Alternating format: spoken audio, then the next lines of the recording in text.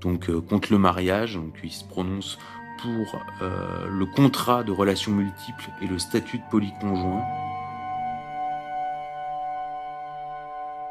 La première forme de civilisation, c'est quand des frères se marient avec des sœurs. Ouais. Et ça, c'est vraiment la première organisation. Puis ensuite, on va dans deux directions différentes qui sont une femme avec plusieurs hommes ou un homme avec plusieurs femmes. Et puis ensuite, ça se retrouve dans la monogamie. Et puis aujourd'hui, comme vous dites, ça re-explose avec la liberté absolue et le fait qu'on a découvert une chose radicalement neuve, c'est qu'on peut être amoureux de plusieurs personnes en même temps. Donc ça, c'est une de ses marottes. Il récidive en écrivant « Nous allons lentement vers une humanité unisexe où les hommes et les femmes seront égaux sur tous les plans, y compris celui de la procréation, qui ne sera plus le privilège ni le fardeau des femmes.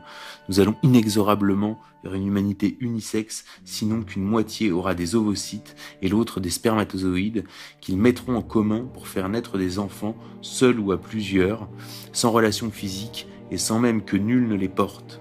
Sans même que nul ne les conçoive, si on se laisse aller au vertige du clonage. » Alors dans Tétu, ça donne la monogamie est un modèle totalitaire. Bon.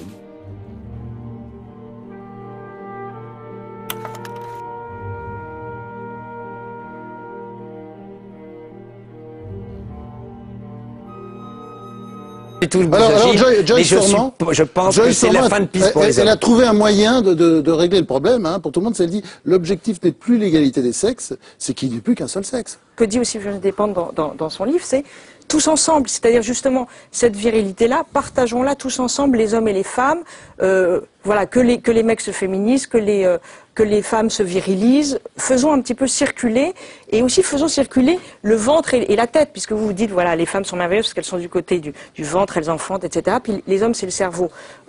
Moi, je serais pour qu'on sorte un peu de cette partition naturaliste. L'utérus artificiel pourrait nous y aider, par exemple. Les femmes pourraient n'être plus que des cerveaux, les hommes pourraient louer des utérus pour faire des enfants. Voilà, c'est le rêve.